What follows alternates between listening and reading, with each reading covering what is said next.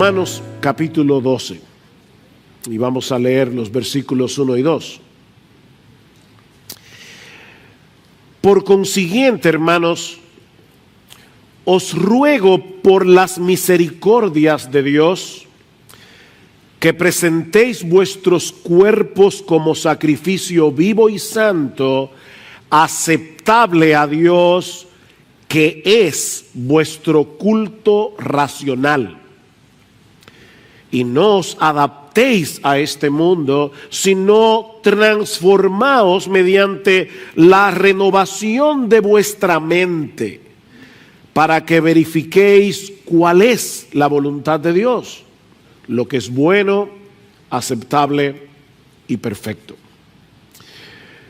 Desde hace aproximadamente año y medio hemos estado exponiendo la carta de Pablo a los romanos versículo a versículo. Ayer, solo por curiosidad, quise verificar cuándo iniciamos esta serie y fue el 14 de abril del 2019. Así que tenemos un año y más o menos 7 meses predicando únicamente de Romanos 1 al 11.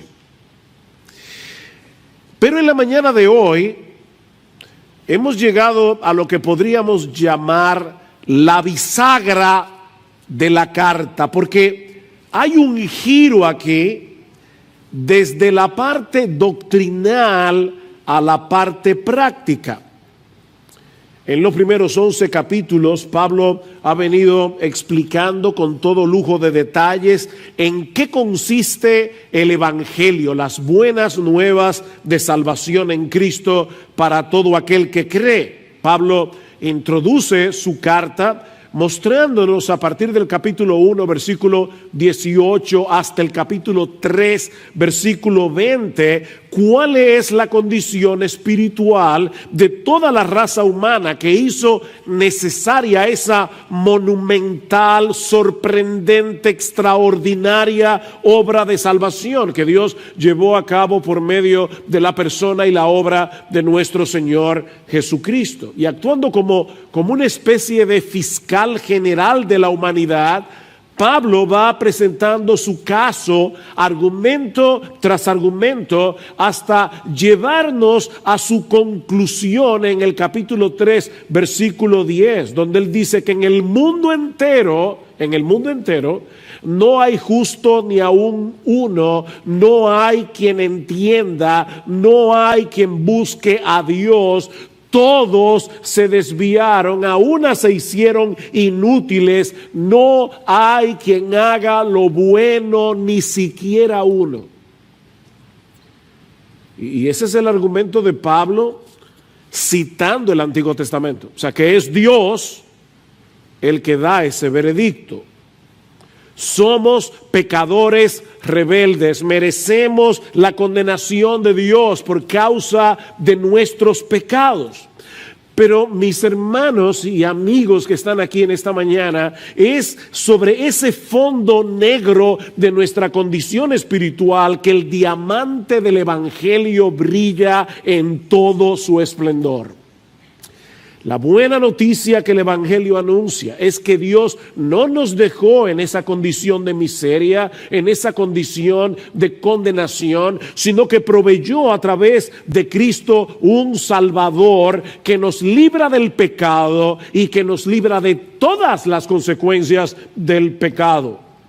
Dios, el Hijo, la segunda persona de la Trinidad, se hizo hombre, vivió una vida de perfecta obediencia a la voluntad de su Padre y luego murió en una cruz como un criminal para pagar por todos nuestros pecados. Él recibió sobre sí mismo voluntariamente toda la ira de un Dios perfectamente santo, perfectamente justo, toda la ira que tú y yo merecemos por causa de nuestros pecados.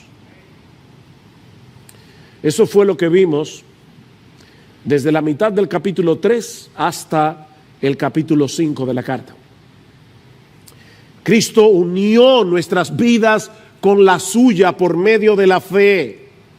de tal manera que ahora su justicia perfecta cuenta como nuestra en el tribunal de Dios. Somos justificados, es decir, declarados justos en el tribunal de Dios, únicamente por medio de la fe en Jesús.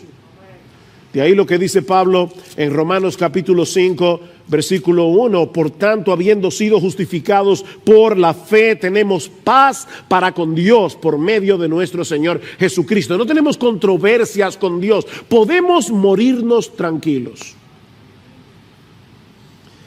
Pero el asunto no termina ahí, sino que debido a nuestra unión con Cristo, y guarden esa frase en sus mentes en esta mañana, debido a nuestra unión con Cristo, todos los que han sido justificados también han sido santificados. Hemos sido libertados de la esclavitud del pecado, para que ahora podamos gradualmente ser transformados conforme al carácter de nuestro Señor Jesucristo. Eso fue lo que vimos en Romanos capítulo 6, capítulo 7, capítulo 8. Eso en sí mismo es abrumadoramente extraordinario. Pero resulta mucho más sorprendente si consideramos el hecho de que la única razón, óyeme mi hermano, la única razón por la que ahora disfrutamos de todas esas bendiciones que fluyen de nuestra unión con Cristo es porque Dios de pura gracia decidió amarnos desde antes de la fundación del mundo, como vimos a partir del capítulo 9. Dios tuvo misericordia de nosotros porque Él decidió tener misericordia de nosotros.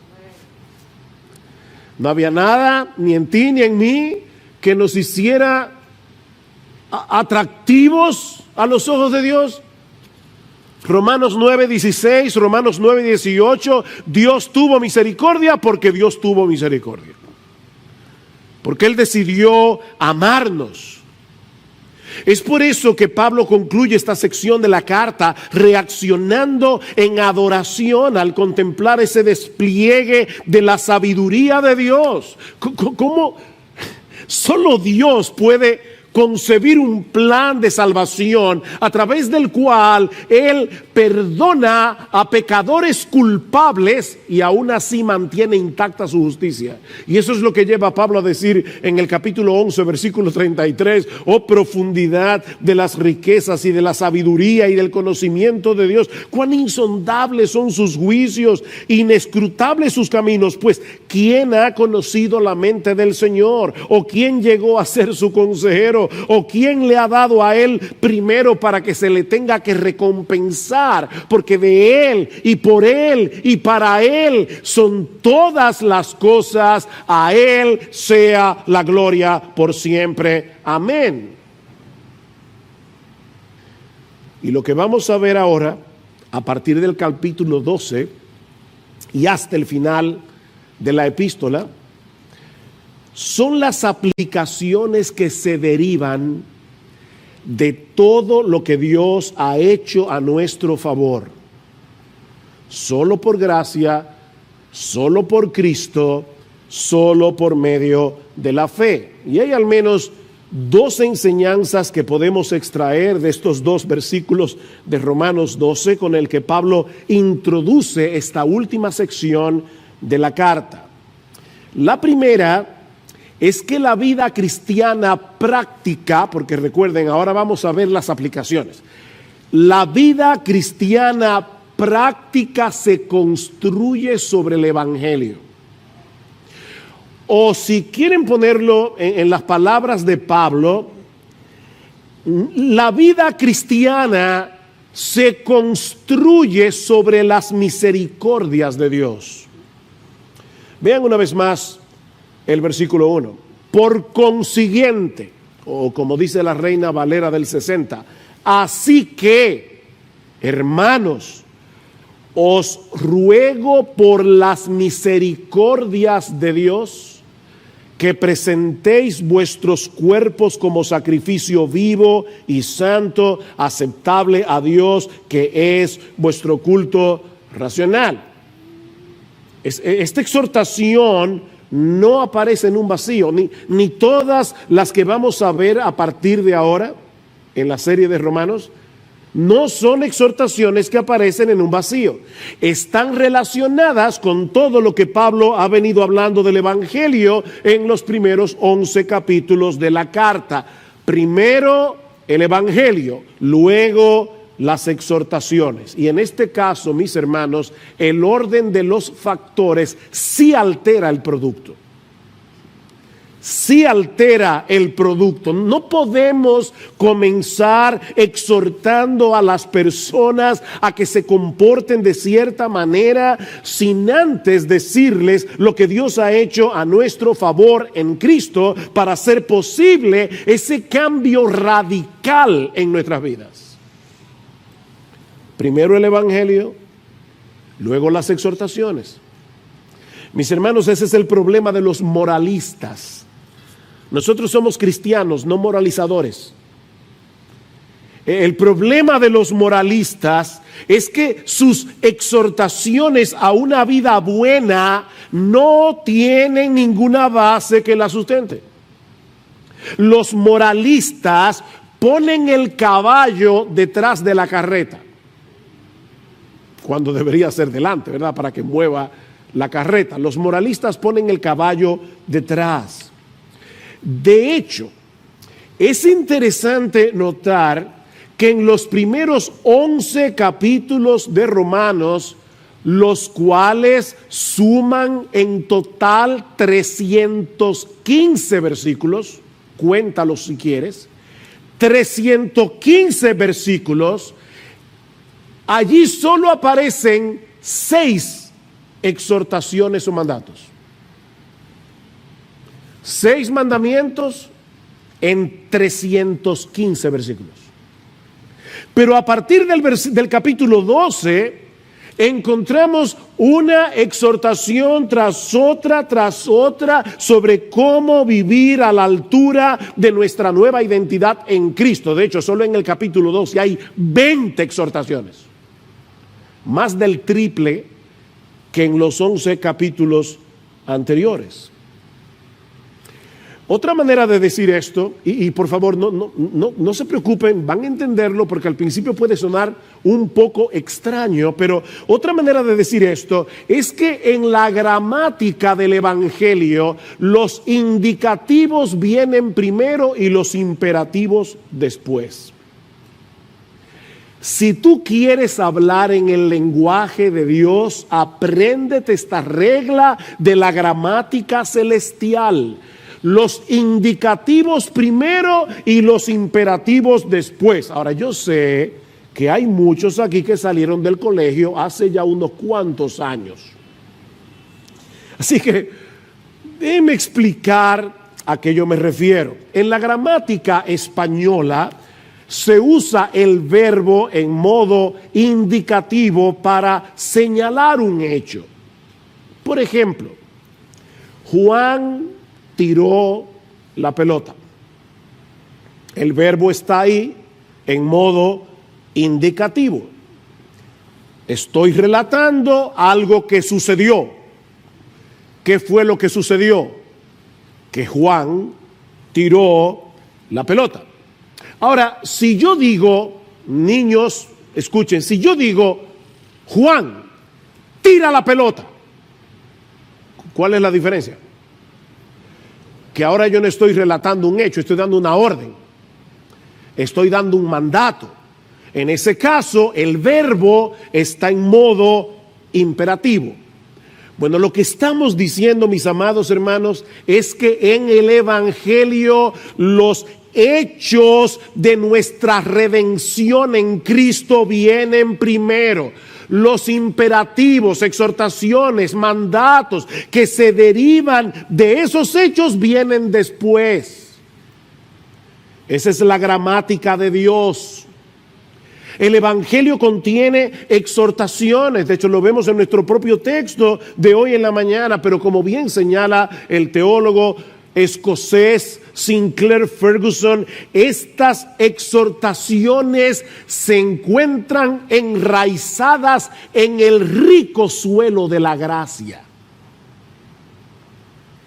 Hay exhortaciones en el Evangelio, pero están enraizadas en el rico suelo de la gracia de Dios. Es por eso que Pablo aquí apela a las misericordias de Dios antes de exhortar a los creyentes a que presenten sus cuerpos como un sacrificio vivo.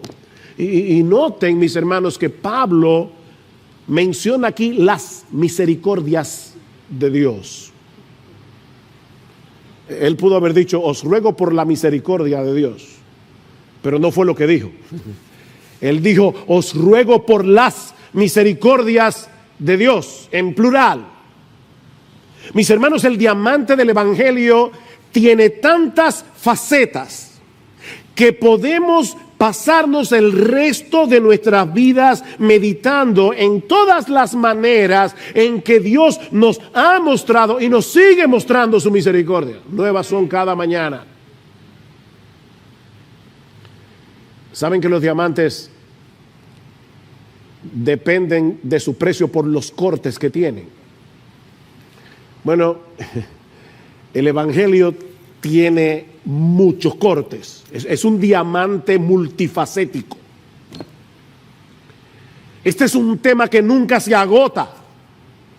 Podemos meditar en las misericordias de Dios las 24 horas del día, los 365 días del año, y nunca llegará el momento en que nos quedemos en blanco, sin nada por lo cual agradecer a nuestro Dios por todo lo que Él ha hecho, por todo lo que Él está haciendo y por todo lo que hará, únicamente por causa de Jesucristo.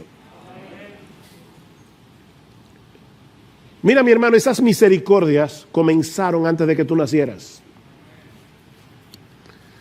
Esas misericordias comenzaron en la eternidad, cuando Dios nos escogió para amarnos en Cristo de pura gracia desde antes de la fundación del mundo.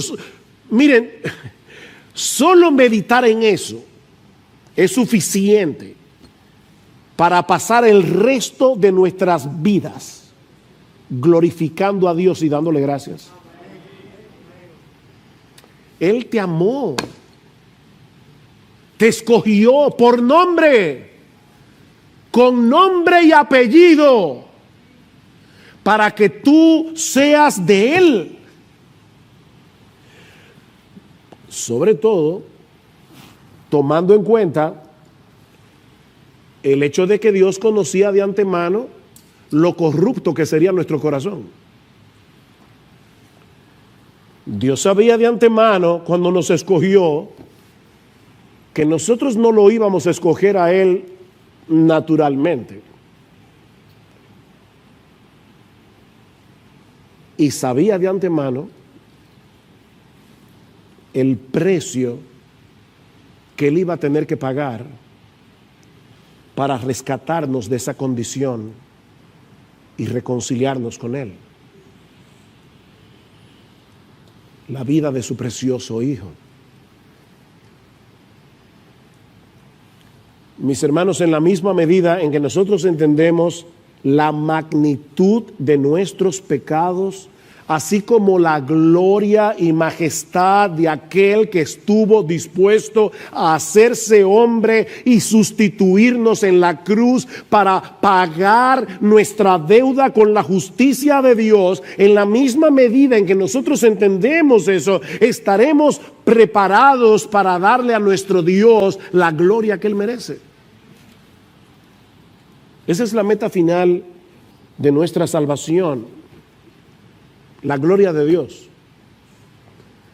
Que nuestro Dios reciba toda la gloria por lo que Él ha hecho a nuestro favor en Cristo. Escuchen cómo Pablo lo va a decir más adelante en Romanos capítulo 15, en el versículo 7. Por tanto, aceptaos los unos a los otros, como también Cristo nos aceptó para gloria de Dios. Cristo nos aceptó para gloria de Dios. Pues os digo que Cristo se hizo servidor de la circuncisión para demostrar la verdad de Dios, para confirmar las promesas dadas a los padres y para que los gentiles glorifiquen a Dios por su misericordia. Cristo se hizo hombre para todo eso. Para que ahora podamos vivir el resto de nuestras vidas glorificando a Dios por su misericordia. Lo que nos lleva de la mano a la segunda parte de nuestro texto. Ya vimos que la vida cristiana se construye sobre el Evangelio, es sobre las misericordias de Dios, sobre lo que ya Dios hizo a nuestro favor. Cualquier cosa que nosotros hagamos de ahora en adelante no es para ganarnos el favor de Dios, es porque ya fuimos favorecidos por Él. Recuerden la gramática, primero los indicativos, luego los imperativos. Bueno, ahora vienen los imperativos. Y lo que aprendemos de esta segunda parte de nuestro texto es que la vida cristiana práctica se resume en dos deberes fundamentales que descansan en las misericordias de Dios. Y el primero es que presentemos nuestros cuerpos en sacrificio vivo. Vean el versículo 1. Romanos 12:1. Por consiguiente, hermanos, os ruego por las misericordias de Dios que presentéis vuestros cuerpos como sacrificio. Deténganse allí por un momento. Cuando los judíos del primer siglo y también en cierto modo los paganos escuchaban la palabra sacrificio, muy probablemente pensaban en tres cosas: un templo, un sacerdote y un animal. Un templo, un sacerdote y un animal. Estos tres elementos eran fundamentales para la adoración a Dios en el antiguo pacto. Un israelita creyente en el antiguo pacto no podía concebir la adoración a Dios sin un templo, un sacerdote y un animal. Pero cuando llegamos al Nuevo Testamento descubrimos algo sorprendente. Y es el hecho de que estos tres elementos del antiguo pacto, el templo, el sacerdote y el sacrificio, señalaban hacia nuestro Señor Jesucristo.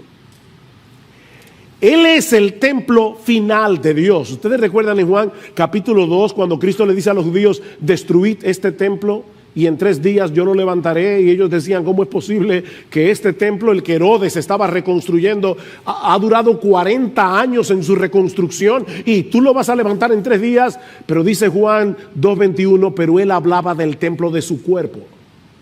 Jesucristo es el templo final de Dios. Por eso es que ya no adoramos ni en Jerusalén, ni aquí, ni allí. Estamos en Cristo, en el templo, todo el tiempo. Pero al mismo tiempo, Él es el sacerdote y el sacrificio. Él es el sacerdote que en el altar de la cruz se ofrece a sí mismo como el Cordero de Dios que quita el pecado del mundo. Eso es lo que vemos en toda la carta a los hebreos. Él es el sacrificio final. Bueno, ahora Pablo se vale de esta misma terminología tan típica del Antiguo Testamento, escuchen bien, para señalar a los creyentes del nuevo pacto que debido a nuestra unión con Cristo, ahora somos el templo de Dios, una nación de sacerdotes y somos el sacrificio. Recuerden, Cristo es el templo, el sacerdote y el sacrificio, y nosotros estamos en Él.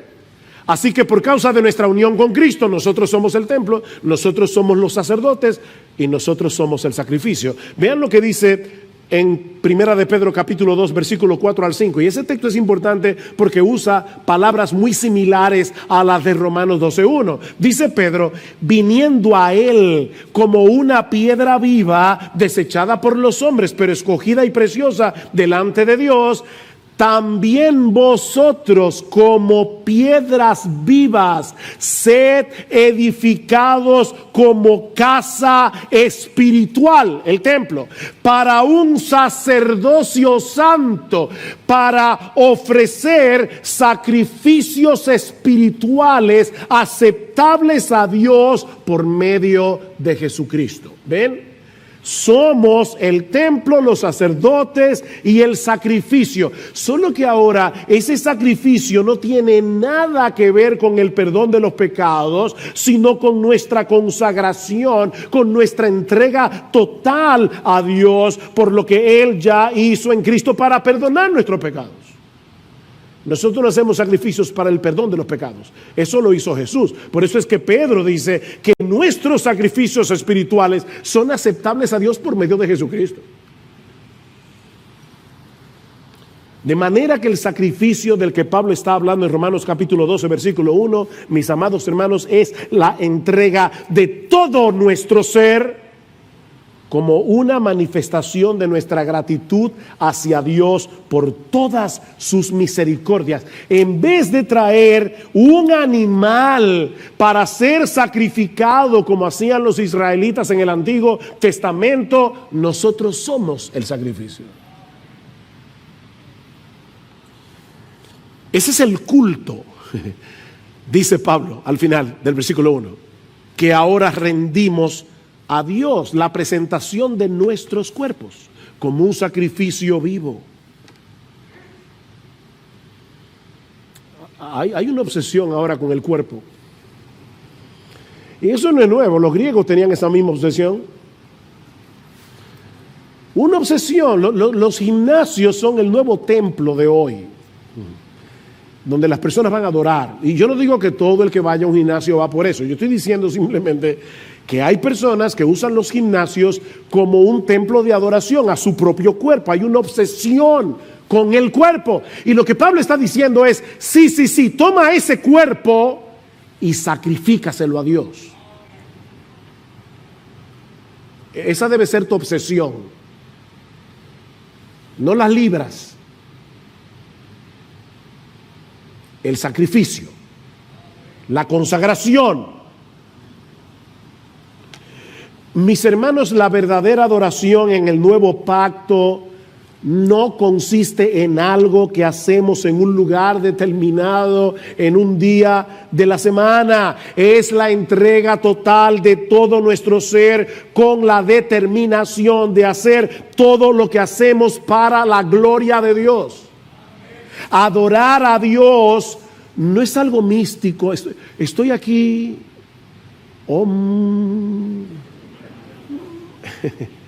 No, esto es algo bien concreto.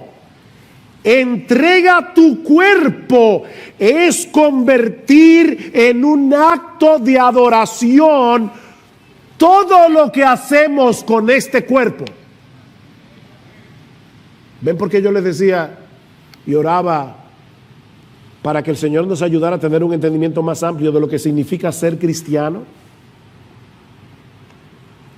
Mis hermanos, esa es la misma enseñanza que vimos hace meses atrás cuando estudiamos Romanos capítulo 6. Vayan conmigo una vez más a Romanos capítulo 6, versículo 11. Así también vosotros consideraos muertos al pecado, pero vivos para Dios en Cristo Jesús. Esa es la enseñanza, la exhortación. Por tanto, no reine el pecado en vuestro cuerpo mortal, para que no obedezcáis sus lujurias, ni presentéis los miembros de vuestro cuerpo al pecado como instrumentos de iniquidad, sino, aquí está la exhortación de Romanos 12, presentaos vosotros mismos a Dios como vivos de entre los muertos y vuestros miembros a Dios como instrumentos de justicia.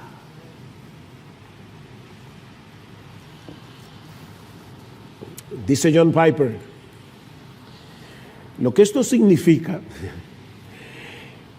es que tú vas a convertir, todo lo que haces con tu cuerpo en una demostración de que Dios es tu tesoro. deja que cada acto de tu cuerpo vivo muestre que Cristo es más precioso para ti que cualquier otra cosa. Que cada acto de tu cuerpo vivo sea una muerte para todo lo que deshonra a Jesucristo.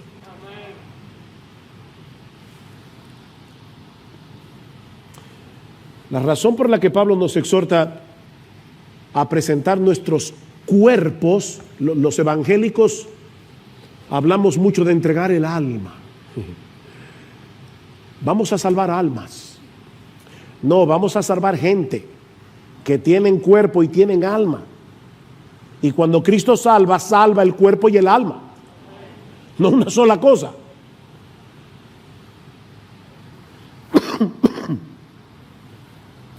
La razón por la que Pablo nos exhorta a presentar nuestros cuerpos en sacrificio es por el hecho de que es a través de nuestros cuerpos que nosotros hacemos lo que hacemos. Hay hermanos que dicen, yo no estaba en la iglesia hoy, pero estaba en espíritu. Mira, olvídate de eso. Nosotros no somos espiritistas, no vengas en espíritu. Tú tienes que venir con tu cuerpo, con tus pies, con tu cuerpo, con tu mente, con tu cabeza, para alabar a Dios con tus labios, para escuchar la palabra con reverencia con tus oídos. Es tu cuerpo. Es con nuestros cuerpos que nosotros pecamos. Y es con nuestros cuerpos que servimos a Dios. Y lo que Pablo nos está diciendo, tanto en Romanos 6 como en Romanos 12:1, es que ese mismo cuerpo que antes habíamos entregado por completo al pecado, ahora que hemos recibido las misericordias de Dios, debemos entregarlo por entero al servicio de Dios como un acto de adoración. Es en ese sentido que Pablo dice en 1 Corintios capítulo 6, versículo 13, que nuestro cuerpo es para el Señor y el Señor es para el cuerpo. Nuestro cuerpo es para el Señor y este cuerpo ahora es templo del Señor. Templo del Espíritu Santo. Tenemos una nueva vida en Cristo que debemos vivirla procurando intencionalmente agradarlo a Él en todo lo que hacemos con nuestros cuerpos. Y Pablo le llama sacrificio porque se trata de algo que hacemos deliberadamente y que muchas veces resultará costoso y doloroso debido al pecado que todavía mora en nosotros. Córtate la mano, sácate los ojos.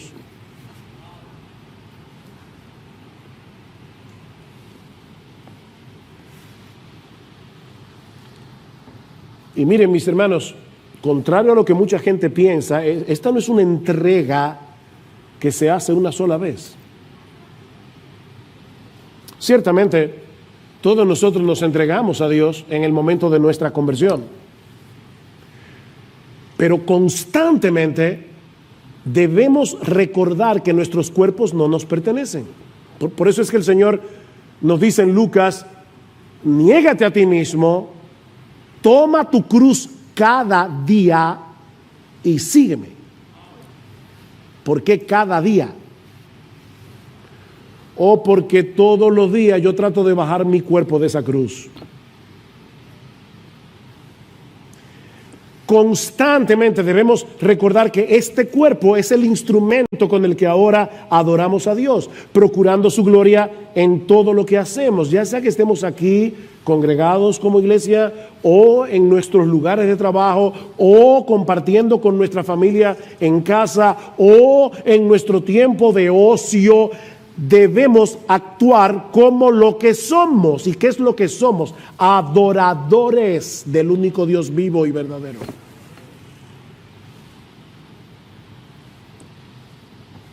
Alguien decía, me encanta esto, adorar es vivir tu vida de tal manera que por lo que dices, lo que piensas, lo que sientes, lo que haces con tus brazos, con tus labios, con tus ojos, con tus piernas, con tus manos, todo demuestra que Él es más valioso que cualquier otra cosa. Eso es adorar.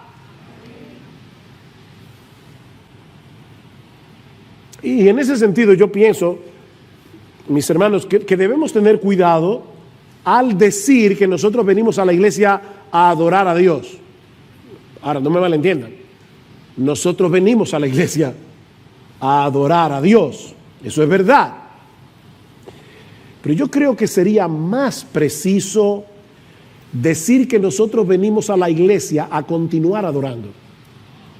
Eso es más preciso, porque supuestamente eso era lo que estábamos haciendo todo el resto de la semana. La diferencia es que ahora lo estamos haciendo como pueblo de Dios, en la presencia especial de Dios, en el día del Señor. Lo que ocurre en este lugar cada domingo debe ser una extensión de esa vida que vivimos el resto de la semana para la gloria de Dios. Somos adoradores que nos reunimos una vez a la semana juntos como iglesia para adorar. Pero éramos adoradores antes de llegar aquí.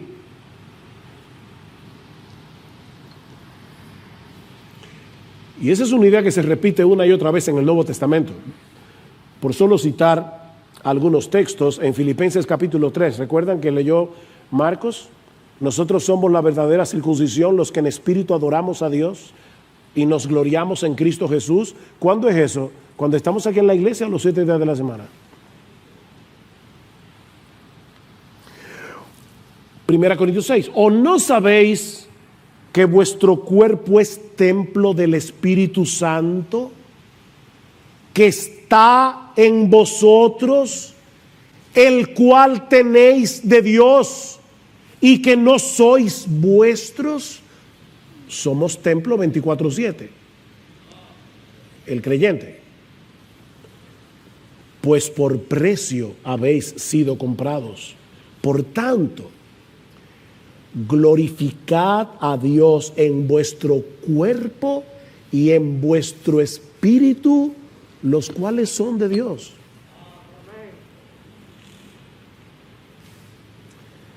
Sí, pastor, por eso es que yo hago mi devocional todos los días. Nadie ha mencionado aquí la palabra devocional. 1 Corintios 10:31. Si pues coméis o bebéis o hacéis otra cosa, hacedlo todo para la gloria de Dios. Todo. Amén. Mira, mi hermano, déjame decir esto con dulzura, un corazón pastoral.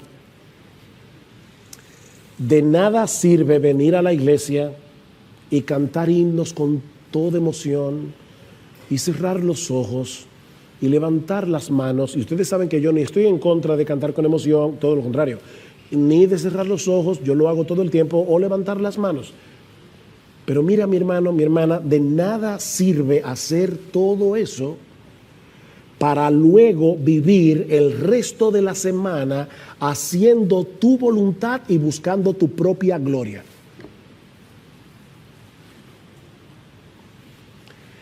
La verdadera adoración es un estilo de vida. Es un estilo de vida. Ya que Dios nos compró para Él, debemos presentar nuestros cuerpos como sacrificio vivo y santo.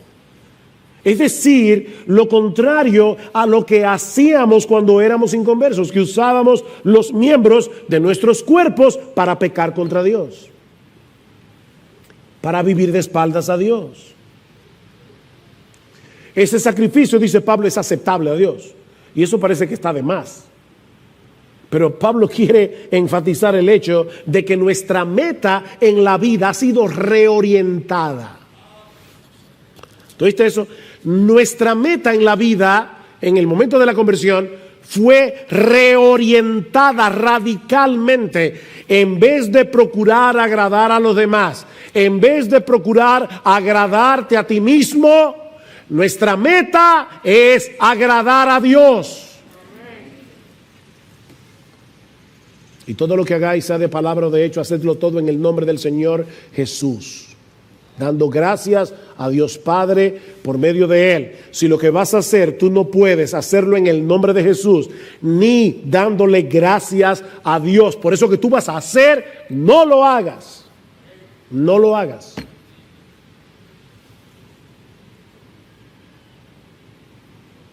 Eso es verdadera adoración. Y no lo hacemos, yo repito otra vez, para ganarnos el favor de Dios, sino porque ya fuimos favorecidos, de pura gracia.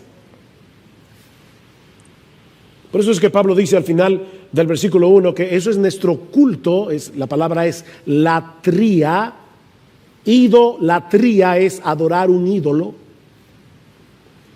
Bueno, esa latría solo se le debe a Dios, no a María, ni a los ángeles, ni a los santos, solo a Dios.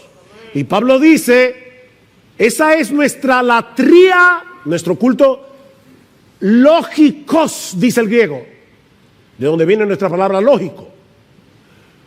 Es nuestro culto racional, es nuestro culto razonable. Mis hermanos, esa entrega total de todo nuestro ser es la única respuesta razonable a las misericordias de Dios. Es lo único razonable que tú puedes hacer, que yo puedo hacer. Dice un comentarista: una vez que tienes un entendimiento claro de la misericordia de Dios, cualquier otra cosa que no sea un sacrificio total y completo de ti mismo a Dios es completamente irracional. Si pones este texto al revés, todo lo que no sea una entrega a Dios total es irracional. Lo que nos lleva al segundo deber. Recuerden que hemos dicho, nuestro mensaje tiene 2 puntos, no quiero que te pierdas en la estructura. Primer punto, la vida cristiana se construye sobre el evangelio. En segundo punto, la vida cristiana práctica se resume en 2 deberes fundamentales. ¿Cuáles son esos 2 deberes fundamentales? Primero, entrega todo tu cuerpo como sacrificio, pero no vas a poder hacer eso sin hacer lo segundo. Debemos dejarnos transformar por la renovación de nuestra mente. Versículo 2. Romanos capítulo 12, versículo 2. Y no os adaptéis a este mundo, sino transformaos mediante la renovación de vuestra mente, para que verifiquéis cuál es la voluntad de Dios, lo que es bueno, aceptable y perfecto. Aquí tenemos un mandamiento negativo, un mandamiento positivo. El mandamiento negativo: no nos adaptemos a este mundo. Hay una paráfrasis del Nuevo Testamento que lo pone de esta manera: no permitan que el mundo que los rodea los comprima para adaptarlos a su propio molde.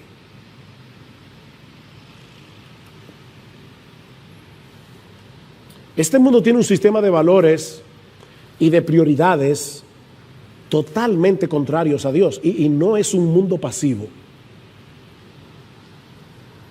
Este sistema mundano en el que nosotros vivimos, cuando hablamos del mundo aquí, no nos estamos refiriendo al planeta Tierra, nos estamos refiriendo a ese sistema de maldad que impera en este mundo y que es contrario a Dios.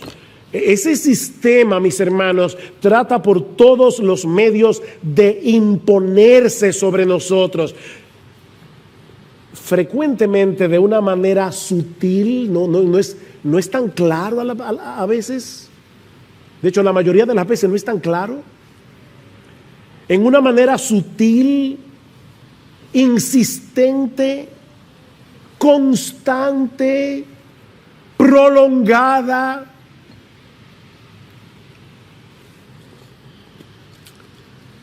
Una vez alguien le dijo a una hermana: mayor de la iglesia, no de esta, no iglesia, no sé dónde. Era una señora muy bondadosa.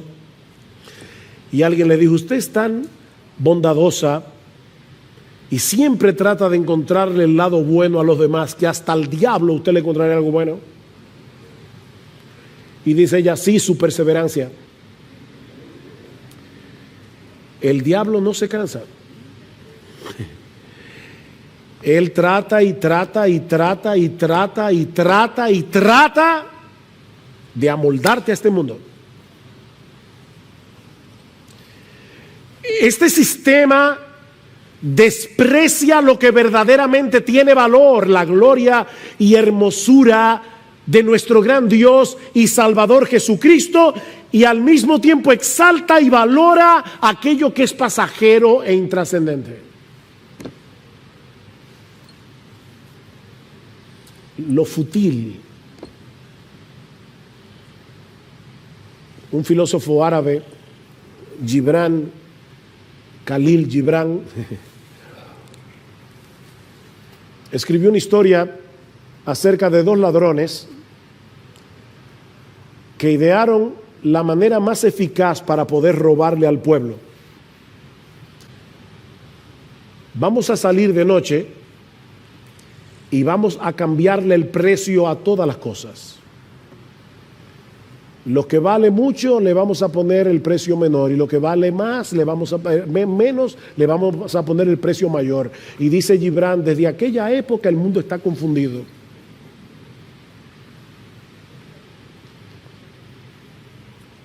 No se están engañando. Y lo que Pablo está diciendo aquí es que debemos rebelarnos contra eso.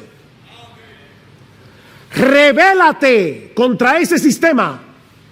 No dejes que te arrastren hacia ese sistema de valores. Te están engañando. Te están vendiendo gato por liebre. Te están cambiando espejitos por oro. ¿Y sabes cuál es el problema?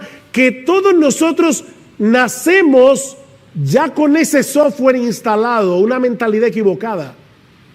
¿Qué dice Pablo en Efesios capítulo 2? Y Él os dio vida a vosotros cuando estabais muertos en vuestros delitos y pecados, en los cuales anduvisteis en otro tiempo, siguiendo la corriente de este mundo, conforme al príncipe de la potestad del aire. Y éramos, Pablo se incluye, éramos por naturaleza hijos de ira, lo mismo que los demás. Tú y yo nacimos con ese software instalado para pensar mal. Nosotros vinimos al mundo con una mente distorsionada, llena de mentiras. Es por eso que necesitamos ser transformados por medio de la renovación de nuestra mente, por medio de la renovación de nuestro entendimiento, que es la parte positiva de la exhortación. Y aquí hay otra cosa gramatical interesante. El verbo que usa Pablo, transformar, metamorfeo, metamorfosis, de donde viene la palabra metamorfosis, ese verbo es un imperativo pasivo. Y eso es extraño, porque te está mandando algo en lo que tú eres pasivo. ¿Cómo podemos traducir eso? Déjate transformar. ¿Ven? Déjate transformar. La verdadera santidad no consiste simplemente en tratar de cambiar nuestra conducta. No. Necesitamos permitir que la luz del Evangelio penetre, ilumine nuestro entendimiento, instale en nosotros una nueva forma de pensar, un nuevo sistema de valores. Ese proceso se inicia en la conversión. Dice Tito, fuimos renovados por el Espíritu Santo, y usa la misma palabra aquí. Pero es algo que continúa a lo largo de toda nuestra vida. Ahora, noten que aquí no estamos hablando simplemente de recibir nueva información. Estamos hablando de dejar que el Evangelio transforme por completo nuestra forma de ver la vida al contemplarla a través de la hermosura de Jesús. No es simplemente nueva información, no es que, mira, esto está mal y ahora esto está bien. Eso es una información. Ese cambio no dura. Si tú no estás contemplando con deleite la gloria de Jesucristo. Escuche cómo Pablo describe este proceso de transformación. Según a los Corintios 3:18. Por tanto, todos nosotros, mirando a cara descubierta como en un espejo la gloria del Señor, somos transformados. Metamorfosis otra vez. Somos transformados de gloria en gloria, en la misma imagen, como por el Espíritu del Señor. ¿Sabes cómo funciona esto? Tú terminas convirtiéndote en lo que adoras. Salmo 115, versículo 8. Semejantes a ellos, a los ídolos, son los que los hacen. Se hacen semejantes a sus ídolos. Yo me acuerdo cuando yo me convertí, año 1977, estrenaron Fiebre del Sábado por la Noche. Yo no la vi, por cierto. Ya me había convertido, gracias al Señor. Pero yo decía, ¿y por qué que ahora todos los muchachos andan con esto aquí, ¿cómo se llama esto? La manga de la camisa. Ah, porque así lo usa John Travolta. Y lo grande es que los adolescentes, sobre todo, tienen un afán de ser únicos. Pero yo no soy como todo el mundo, que entonces se hacen como todo el mundo. Es una cosa rara. Por eso le digo que es muy sutil. Pablo continúa diciendo, pero si nuestro evangelio está aún encubierto, entre los que se pierden está encubierto, en los cuales el Dios de este siglo cegó el entendimiento de los incrédulos para que no les resplandezca la luz del evangelio de la gloria de Cristo, el cual es la imagen de Dios. Si tú no puedes ver a Cristo glorioso, mi amigo, es porque el diablo te está cegando.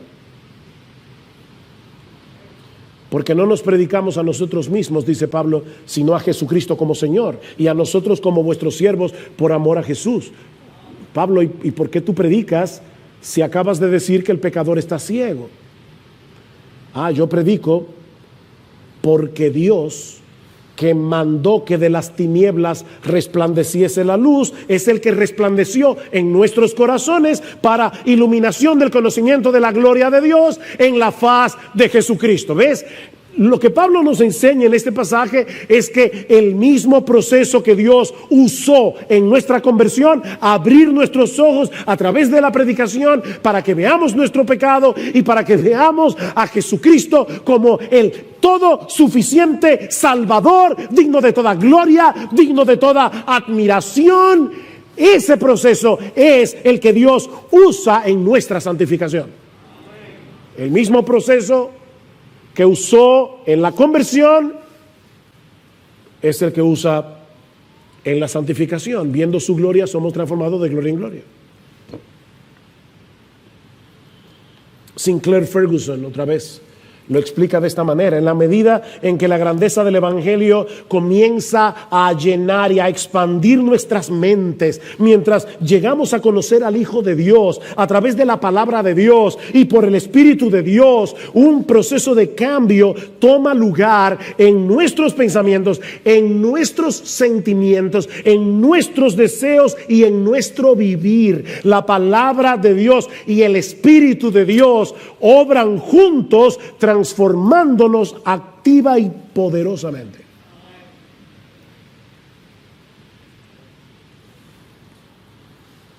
Solo de ese modo podemos verificar cuál es la voluntad de Dios, lo que es bueno, aceptable y perfecto. Dice Romanos 12:2. ¿Y qué es lo que Pablo está diciendo aquí? Que cuando la mente es renovada por la palabra de Dios y comenzamos a valorar la gloria, la hermosura de Jesucristo por encima de todas las cosas y a encontrar nuestro máximo deleite en Él, no solo vamos a comprender cuál es la voluntad de Dios, qué es lo que Dios quiere de nosotros, sino que vamos a estar de acuerdo con Él en que eso es lo mejor para nosotros. Por eso dice para que comprobéis.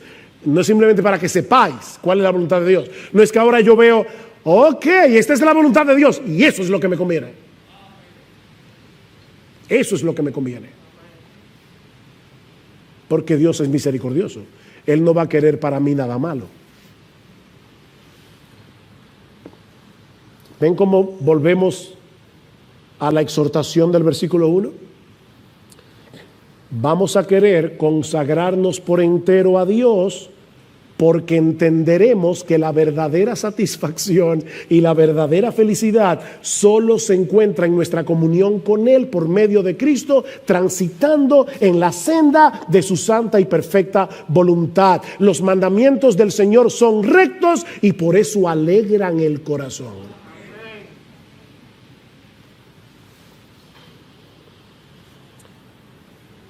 El hecho de hablar de sacrificio puede llevarnos a pensar que el llamado de Dios es algo como esto. Mira, tú vas a vivir una vida miserable aquí en la tierra, pero no te preocupes que al final viene la gloria. ¿Verdad? Eso es como alguna gente ve la vida cristiana. Aquí una desgracia, pero no te preocupes, esa desgracia dura poco. Lo bueno está del otro lado. Eso es lo que el diablo quiere que tú creas. No. La realidad es que Cristo vino a darnos vida y vida en abundancia. Cristo vino a darnos vida. Una vida que comenzamos a disfrutar aquí y ahora, sí, con las luchas, tentaciones, todo eso, pero que disfrutaremos en toda su plenitud cuando estemos en su presencia, deleitándonos en Él por los siglos de los siglos. Por eso es que Jesús comienza el sermón del monte diciendo, bienaventurados. Y esa palabra, que es una palabra muy rica, que significa floreciente. No simplemente dichoso o feliz, no es mucho más que eso, es floreciente. Cristo vino a resolver lo que el diablo dañó. La vida humana fue diseñada por Dios para florecer, pero el diablo quiere marchitarte. No te dejes engañar. Es el pecado lo que desgracia la vida humana, no los caminos de Dios. De manera que entregarnos por entero a Él, usando estos mismos miembros con los que antes servíamos al pecado para servirle a Él, para buscar su gloria en lo que hacemos, es la única forma razonable de vivir.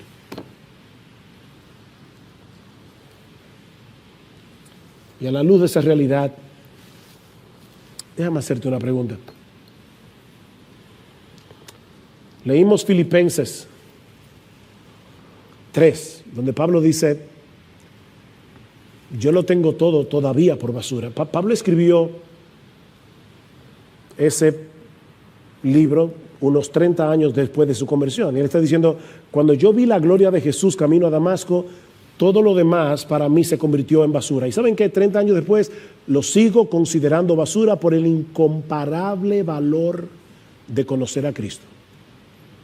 Por el incomparable valor. Mi pregunta es, tú puedes decir lo mismo hoy.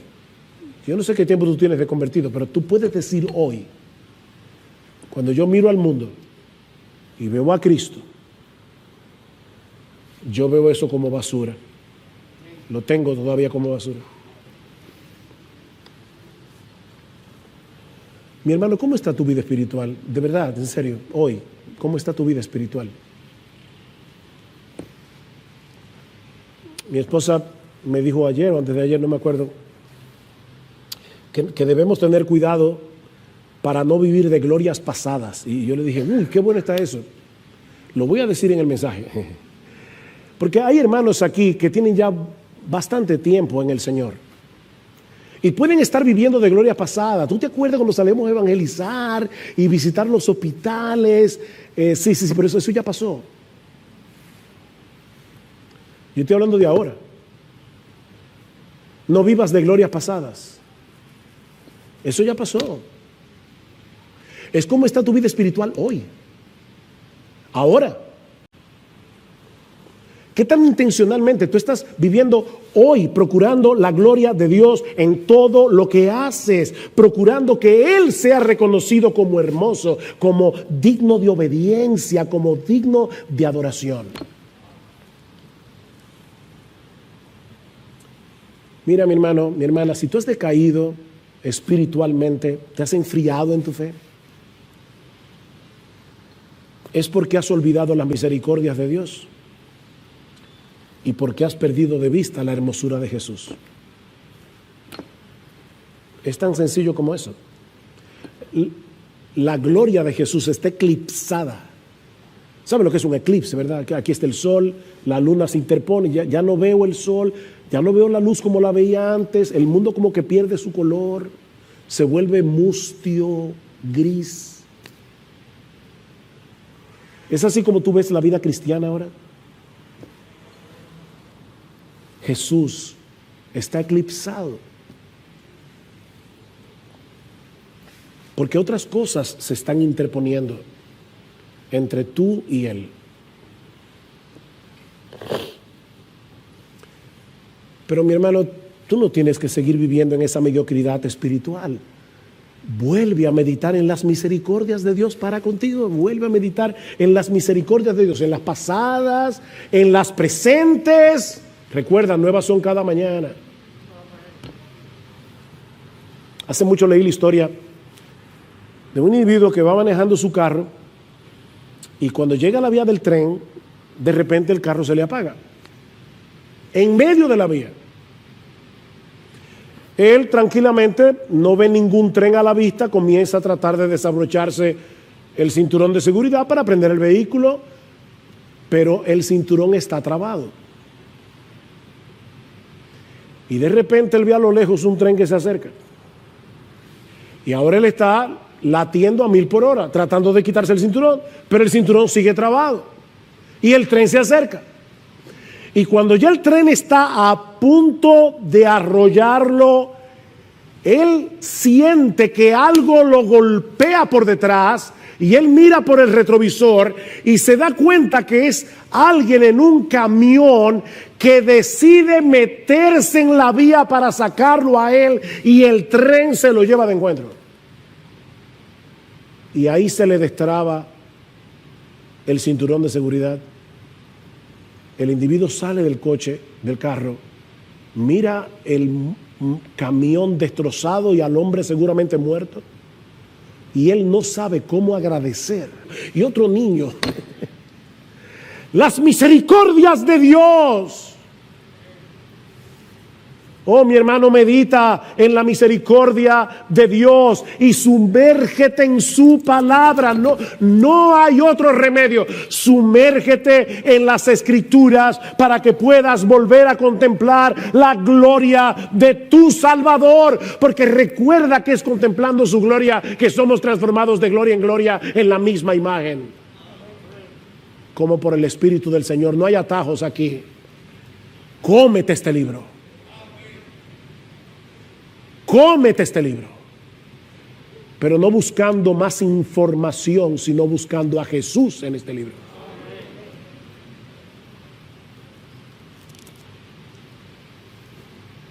Permítame terminar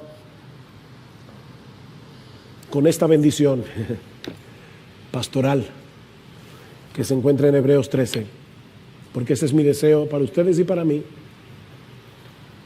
Oh, mis hermanos, que el Dios de paz, que resucitó de los muertos a nuestro Señor Jesucristo, el gran pastor de las ovejas, mediante la sangre del pacto eterno, los haga aptos en toda buena obra para hacer su voluntad, obrando Él en vosotros lo que es agradable delante de Él, mediante Jesucristo, a quien sea la gloria por los siglos de los siglos. Amén.